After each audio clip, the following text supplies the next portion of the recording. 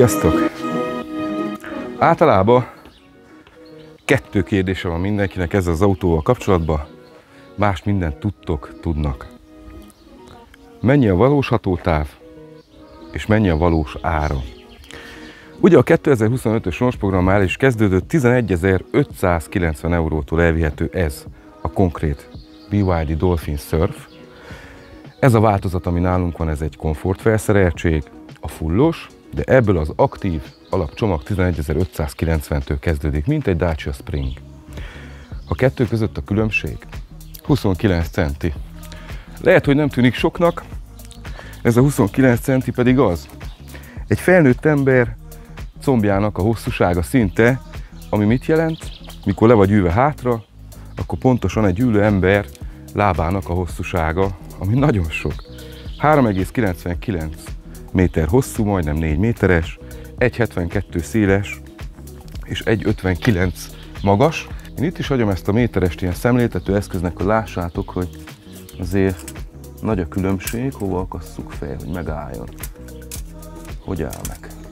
Így megáll. Szóval nagyon átgondolnám, mire költöm a pénzemet. A BYD most világ első. Mindenben. Ami egyszer akkumulátor technológiát érint, elektromos autó technológiát, összerakást érint, elektromotor fejlesztést érint. Ők adják szinte az összes világmárkának az akkumulátort, a vasfoszfát akkumulátort, ami ugye ebben az autóban is van, ez az új penge technológiával kialakított cucc, amit bemutatták konkrétan, beleütik a 100-as szeget és semmi nem történik. Tehát nem az lesz, hogy külső hatás esetén meggyúl az autó, ezek teljesen ki vannak küszöbölve, ezek a dolgok. Profik. Ezt kell mondjam, hogy profik.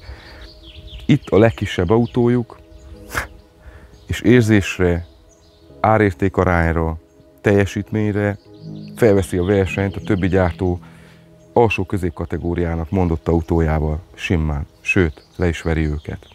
Nem nagyon szoktam olyan autót tesztelni, ami nem tetszik vagy nem érdekel. Hogy őszinte legyek, a képekről első körben egy sokkal kisebb autót képzeltem el. Sokkal kisebbet. Ez konkrétan méretre, ahogy a vágóképen is látjátok, a legtökéletesebb hasonlat, amit találtam, az egy Nissan Juke. De a Nissan Juke-ot kisvárosi SUV kategóriába soroljuk szerintem. Tehát ez az autó méretekben ugyanott van. Még egyszer, csak azért, hogy tiszta legyen, hogy hová kell ezt az autót helyezni. A mai részben ezt a BYD Dolphin Surf-et fogjuk megnézni kívülről, belülről, ahogy már megszokhattátok, valami megnézzük vezetési élményre is. Viszont mielőtt kezdenénk, kérlek iratkozzatok fel a csatornámra, ha még nem tettétek, már több mint 15 000-en vagyunk, és elhagytuk a 4 millió megtekintést, amiért abszolút hálás vagyok. Kezdjük is!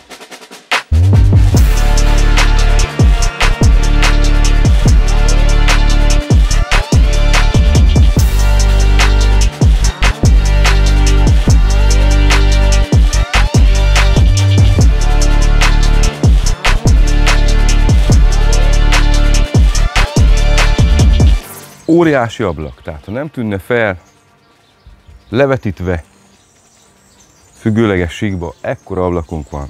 Ez biztosítja azt a tökéletes kilátást, ami bentről van. Egy pici rövid motorháztetőnek tűnik, emiatt a rövidítés miatt, valamint amiatt is, hogy nem fut egészen le, pontosan az első tengely felé esik a motorháztető, ezért is tűnik olyan rövidnek, nem egy nagy hosszú túlnyúlásunk van, de emiatt tud helyünk lenni bent. Tehát erre a részre elfér a műszerfalunk, és a teljes beltér meg tud maradni a lábainknak, kezeinknek, a testünknek. Az első fényszórók már többször hallhattátok, máshonnan is olvashattátok is, hogy Lamborghini-sek, így van. Tényleg egy Lamborghini Huracan első hangszórója, első fényszóróját imitálja, de kicsi Urusnak is nevezik, ugye. Nekem konkrétan ilyen cápás beütése van, ebben a komfortfelszereltségben a hosszú és a rövid fényünk is full ledes. Az alapfelszereltségben ezt nem kapjuk meg, de tudnánk enélkül élni. Itt óriási logót kapunk, a tenyeremnél nagyobb méretben, hogy lássák, hogy azért ez egy BYD, és látják is. Az emberek nagyon nézik. Mindenki megfordul, mindenki megnéz, azt ez milyen új autó, még nem láttam élőbe, stb. Lime greenbe szerintem a nyakuk is eltörne, amikor elmész mellettük a járdán, de ebben a színben is elég feltűnő tud lenni. Az alsó részünkre kapjuk a kis kameránkat, alul a radart, azt a kis légbeömlő részt, ahol hűteni tudja az akkumulátorunkat az autó, hogyha szükséges. nincs túl bonyolítva az eleje, szerintem tökéletes. Itt ezek a túlnyúlások egy ilyen lenti nézetből Volkswagen ID-t mutatnak, csak egy picit kisebbe. Itt a töltőnyílásunk az első kerék fölött, jobb felől. Töltési sebességeket azt itt alul látjátok, hát nagyon rendben van. A nagyobb modelleknél, mint például a Sea Lion 7, akár, hogy is volt? 200 km ment bele 10 perc alatt. Fú, brutál gyors, nem akarok hülyeséget mondani, de nagyon-nagyon gyors a tölthetőségük is. Amint mondtam, épp egy Arasz az első túlnyúlásunk, itt is az első ajtónk szinte egyből a sárvédőből kezdődik, épp csak egy ilyen pici prémium gapünk van, ahogy mondani szokták, tükörbe beleépítve szépen a kanyarjelző rész, és tényleg nagy az első ajtó, figyeljétek meg! Óriási, ahogy a hátsó is. Épp azt beszélgettük, hogy valószínű azért tették le ide a kilincseket, hogy eltüntessék a kicsiségét, nem. Kilincseket azért tették le, hogy a kisgyerek, amikor végez az iskolába, és te utána mész, ne kelljen neki másszon az autónak, felkapaszkodjon, hogy itt ezt a felső kilincset kinyissa, és teljesen ott lesz a kezénél azonnal. Tehát egy nagyon-nagyon könnyen elérhető, átgondolt, nagy hosszú kilincs, nem is az van, hogy épp csak egy pici valami, ami könnyen letörik, ezt érzed, hogy tartani fog, és mikor becsuktad, ez be van csukva.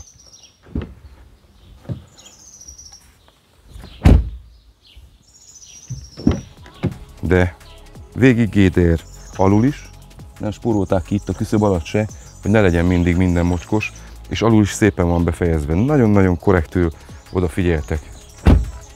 Nem egy budget autónak tűnik, mint mondjuk egy Spring.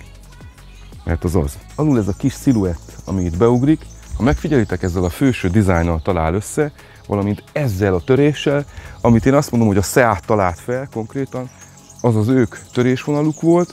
Itt hátul az, hogy itt visszakanyarodik ez a hátsó kerékjárat, ez a múltkor az Insterben ugyanígy megvolt, hogy ki van szélesítve, szépen ilyen megkövéredett cucc van. Ez a lebegőtető, ugye, ami most már nagyon divat régóta mindegyik autógyártónál, ugyanúgy megvan. Ezt a részt itt olyan, mintha egy Hyundai i10-estől gondolták volna át ide. Az alufejlnik, 16-os alufejlnik, de nekem egy az egybe Alfa Romeo fejlniknek tűntek így első ránézésre, vagy MG fejlniknek, ami szintén Alfa Romeo fejlniknek tűnik.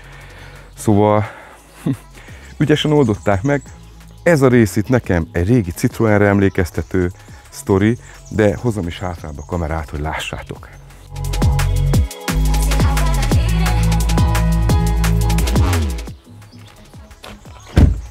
Azért van egy hatás ennek a csíknak még mindig, pedig már látjuk 1000 éve Porsche-król, Megane-ról, az elektromosról, vagy Kia-król, mindenről. És mégis még mindig megvan a hatása.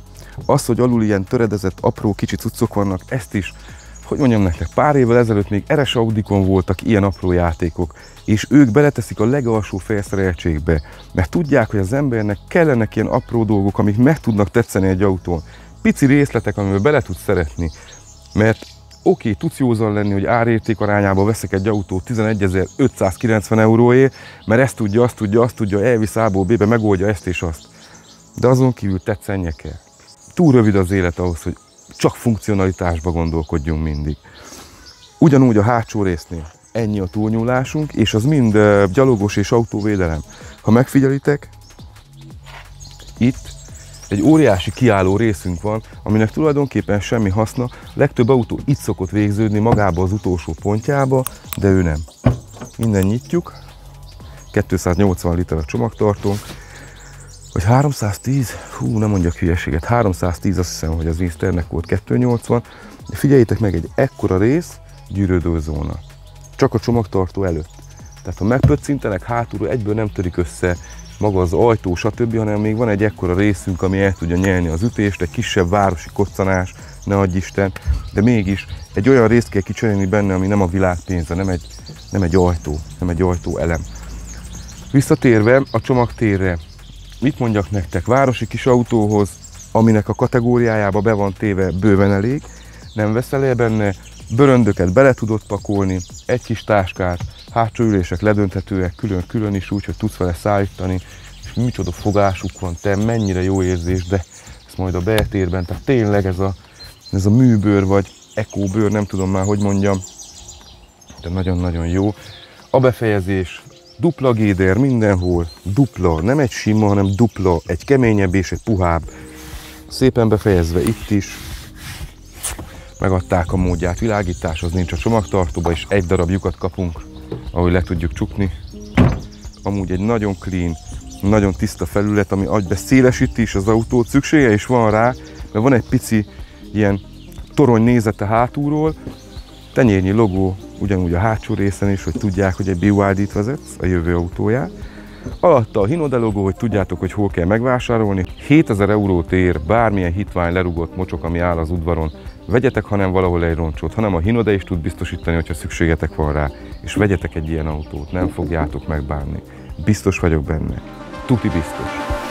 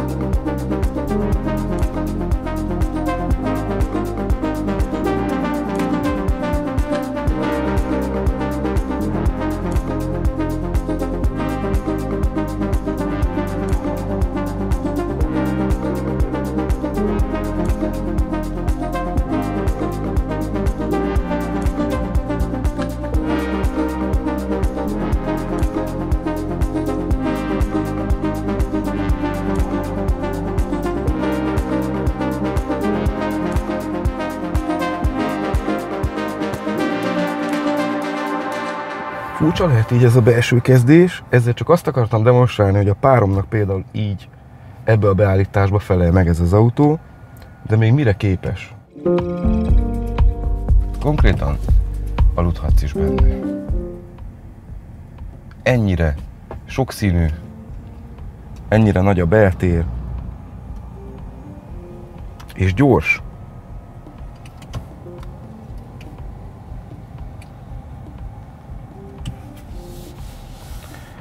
Hát, soha nem hittem volna, hogy ennyi pénzért valaha ilyen autót fogok tesztelni nektek. Tehát figyeljétek meg, fejem fölött még van bőven, én egy 80 magas vagyok, 88 kg körül, de úgy ülök, mint egy nagy autóban. Mikor is ez egy kis autó kéne legyen, ugye? Ergonómia, tökéletes.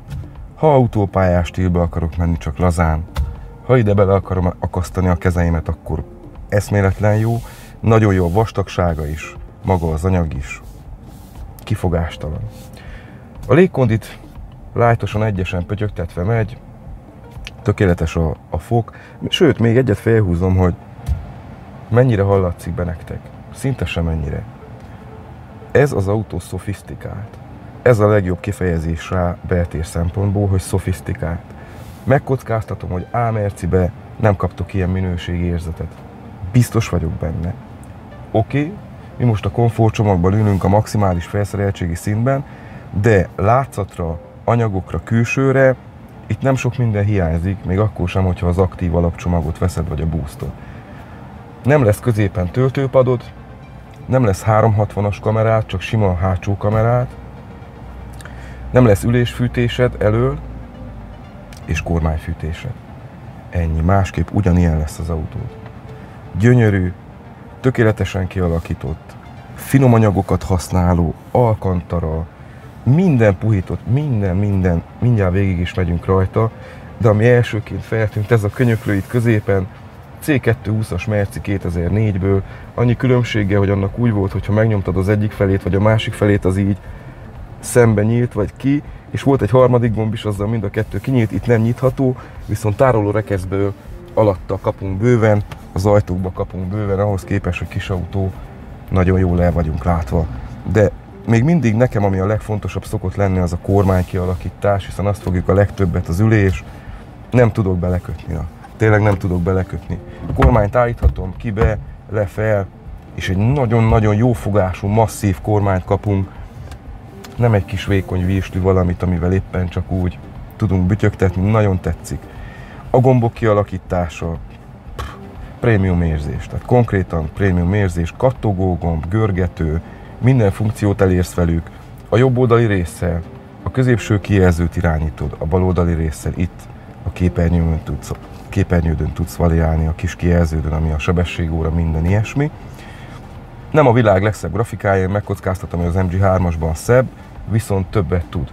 Okosabb. Maga a központi kijelző is okosabb, már mutatja a töltőket, mindent a navigáción keresztül alapból, tehát nagyon profin van megoldva. Maga a grafikai rész az nem szebb, viszont legalább olyan jó, és gyorsaságra kifogástalan. Persze a bűvésztrükk, amit mindenki vár, megnyomjuk ugye, akkor átfordul a kijelzőnk állónézetbe. Mondja mindenki, hogy nem tudja hol a haszna.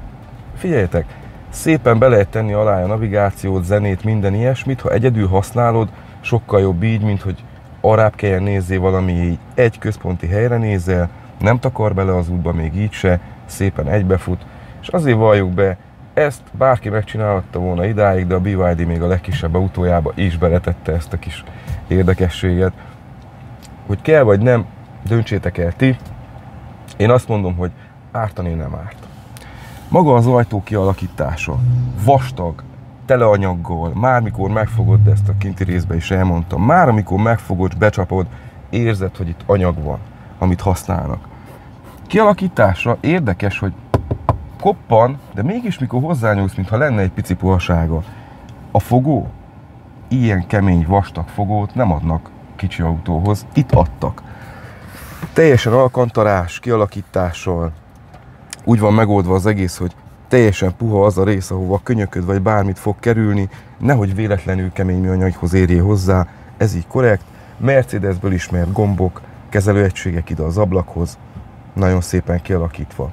Krómcsíkok itt-ott feltűnnek, itt az ajtóba végigfut, hosszan a műszerfalon, a gombok körül, ez mind-mind egy pici prémiumságot tükröz, szerintem nagyon ízlésesen, nagyon szépen van összerakva, nem az a vidám színes, de nagyon ízléses. A szellőzők hosszúak, ezek a szellőzők hasznosak, tényleg tudod vele moderálni, irányítani a levegőt. Sokszor a kerek szellőzőkkel az a baj, hogy nagyon szétnyomja egyből örvénybe, ezzel a vékony kialakítással, még a Passatokból is emlékszem, hogy sokkal másabb tudott lenni az egész autónak a légcseréje. Higgyétek el, hogy nem hiába vannak laposan, nem csak a design az, ami itt szükséges. Mindig visszatérek a kormányra, hogy mennyire jó érzés, nem csak fogni, ránézni is. Azt érzed, hogy nem a legkisebb autóba ülsz a márkán belül, és kényelemre is azt érzed. Tehát én például Seat Alteába, Renault Kangóba, tehát vagy szállító, vagy családi autókba éreztem ezt a nagy gömbölyű első beltérrészt, ahol tényleg nem éred el az ajtót. Nagyon-nagyon tuti meg...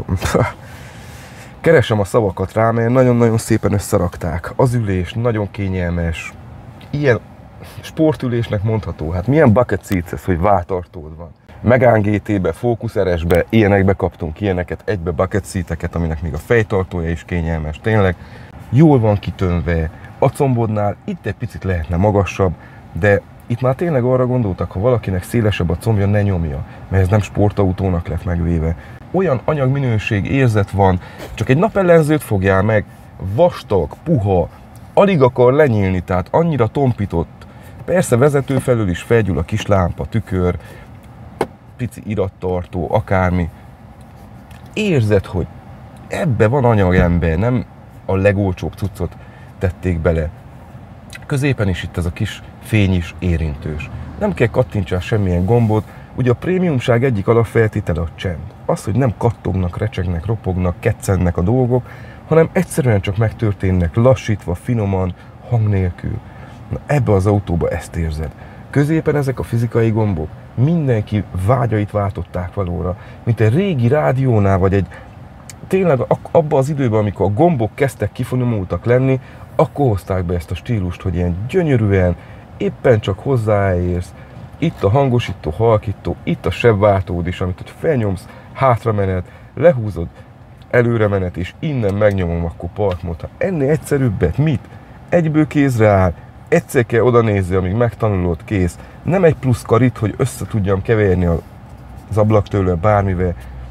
Gondolkoztak, nagyon gondolkoztak. Természetesen alul Type-C, sima USB, 12 voltos töltő. Azt ne is mondjam, hogy az autóból lehet kivenni 3,2 kWh óránként, tehát el tudsz vele menni. Tudsz rákötni indukciós főzőlapot, kávéfőzőt, hangrendszert, bármit. Egy kis autóról beszélünk, ami árba nevetséges, a Springer van egy árba. Tisztán tudjuk mind, hogy ez még vámolt verzió, ez nem Európában lett legyártva.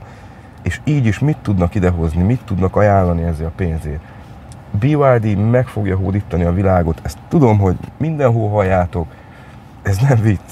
Tehát ha valaki náluk komolyabban tudja venni, az most csinálja meg, mert hanem akkor ők egy az egybe annyira komolyan veszik, hogy nem lesz, aki velük versenyezzen. Olyan szintű know-how-t és gyártástechnológiát fognak összerakni, hogy nem lesz konkurenciájuk. Ezt most mondom. Itt az átlagunk 11,1 most, ebből is látszik, hogy a 400 km a hatótávunk.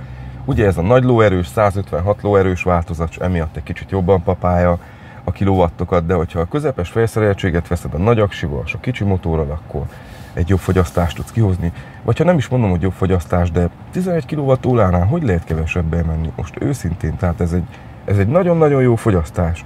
Tökéletes, tehát ez egy átlag villanyautós fogyasztás, akár az Insterre emlékezzetek vissza. Tényleg ez rendben. Nézzük meg, milyen is vezetni. Erre nem tudok menni, mert most per pillanat folyik a Csíksomlyai búcsú, ebbe a percbe kezdődött el a mise, viszont holnap veszik el tőlem az autót, veszik el idézőjelbe. Áthűlődik Sepsiszentgyörgyre, mert ott is nyílik meg a BYD szalon, a Hinodénak a BYD képviselete, és oda is kell a tesztautó, úgyhogy én most muszáj volt ezt megoldjam. Csíksomlyai búcsú ide vagy oda, de lélekben mindenkivel ott vagyok, és itt természetesen a Dolfinnal. Menjünk egyet, guruljunk be a város közé, mert az a tény, hogy a kerekek ott vannak a sarkán, teljesen egy könnyen vezethető autóvá teszik, annak ellenére, hogy a súlya az nem kevés. Nézzük, jön erre valaki? Nem. Nagyon jó a fordulóköre is, és akkor nézzétek meg a kamerát. Itt, ami az MG3-hoz képest például újdonság, mert abban is van ugye 360-as, amit én már meg is szoktam, az az, hogy itt még ezt az opciót is megkapjuk, hogy az autót egy az egybe ki tudjuk venni a képből, és akkor látjuk a kerekeinket egy járdaszegélyhez képest például, hogy mennyire van, milyen szépen fordul át. Na de ami nekem a kedvencem, az ez. És egy az egybe te ezt élőbe tudod forgatni. Ugyanúgy, mint az MG3-nál. Mennyire jól néz ki, na? Mennyire jól néz ki.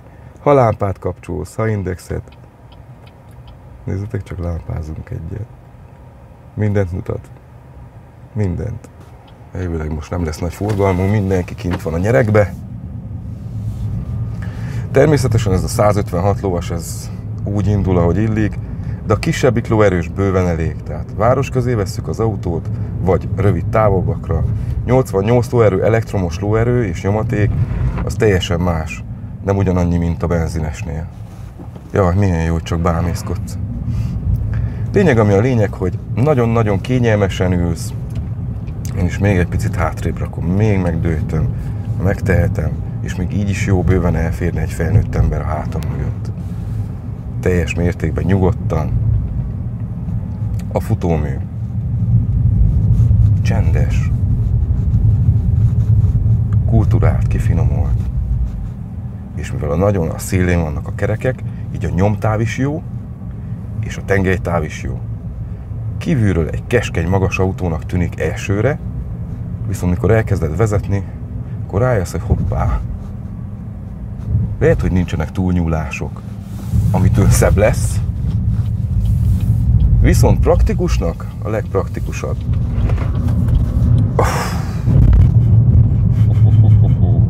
És egy kicsit vadabban érkezel rá, azt is simán kimozogja a fekvőrendőrt, bármit. Nagyon szuper futóművet tettek alája. Fék, kifogástalan.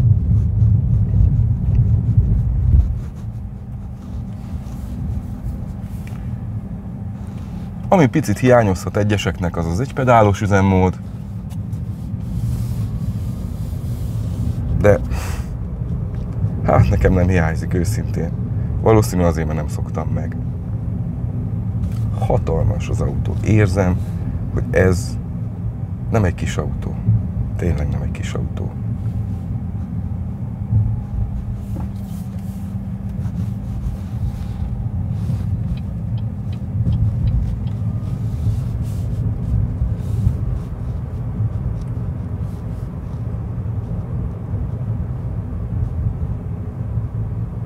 Micsoda csendben mész.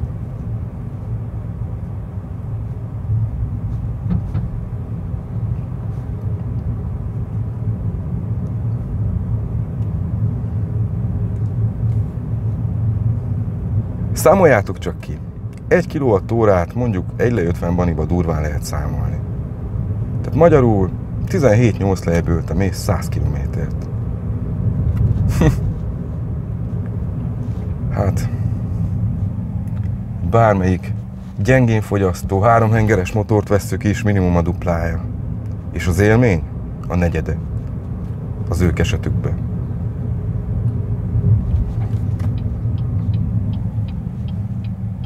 Ez egy eszméletlen korrekt ajánlat. 11.590 euróért. Fú. Minden sprint tulajnak, minden elektromos autó tulajnak, Zoe, EAP, minden, bármitek van, ezt próbáljátok ki.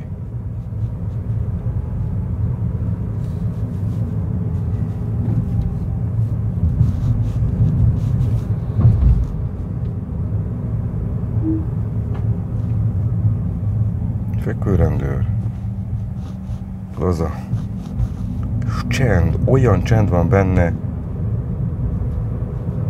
nem sajnálták a szigetelést, az ajtóknál a dupla gédert, semmit. Semmit.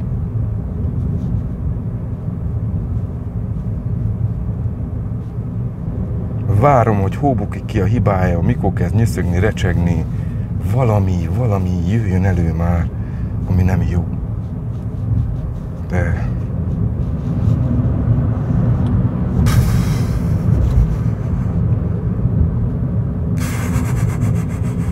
Jobb is, ha a kicsi lovast veszi az ember, mert hanem mindaz jön, hogy kinyomd a szemét. Nem, ezzel finoman kell menni, nyugodtan. Élvezheted a természetet, jó a kilátásod, nagy első ablak.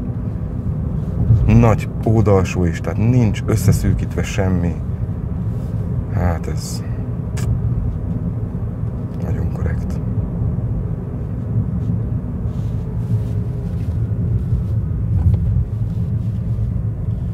Jó.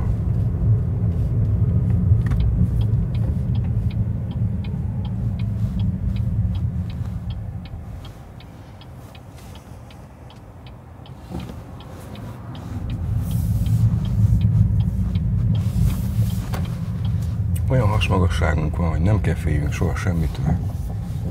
Nyugodtan kanyarodok be mindenhová. Fordulókörünk is nagyon jó, mivel a szélén vannak a kerekek. Nem kell aggódjak sehol.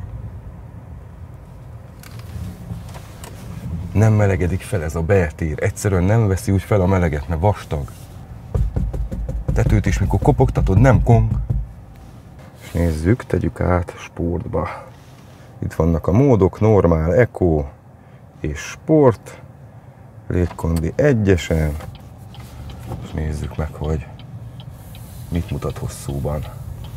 De hát én már tudom, erre megnéztem. Nem kell kétszer kérni ezt az autót, se, hogy menjen. Ez az igazság. Alig egy picit lenyomod, már 50-be vagy. A kormányzása nem annyira direkt, mint például az MG3-nak. Van egy pici ilyen finomsága, hogy ne hirtelen vessen be a sáncba, hanem tényleg bárki, aki szeret finoman vezetni, azt tudjon, és ahogy lenyomtam a padlót, már 100-ba van, azért várjam meg, hogy érjön ki a faluból. Eszméletlenül húz, szépen folyamatosan. Van egy kis visszatöltés, és akkor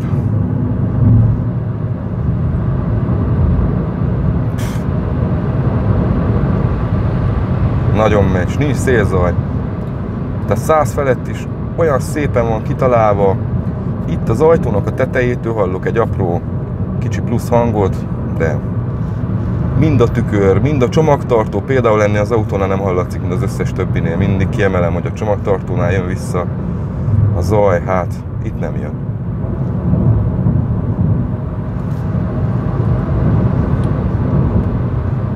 Fú, ez nagyon-nagyon szépen megy ez az autó.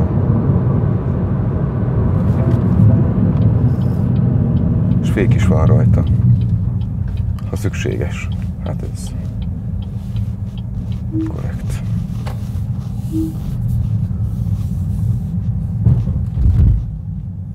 Futómű mindent kibír ember, amikor kemény cuccok, nem ilyen szép kicsi korándó.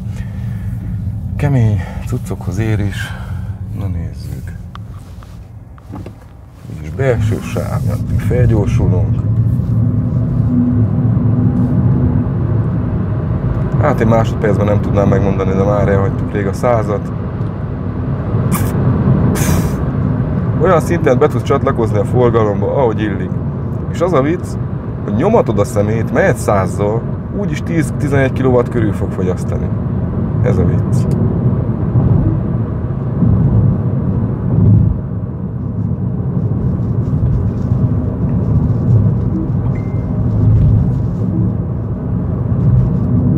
Nagyon szépen, nagyon-nagyon határozottan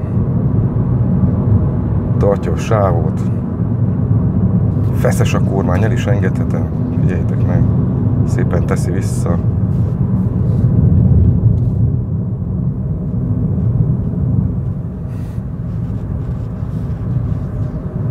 Gyönyörűen viselkedik.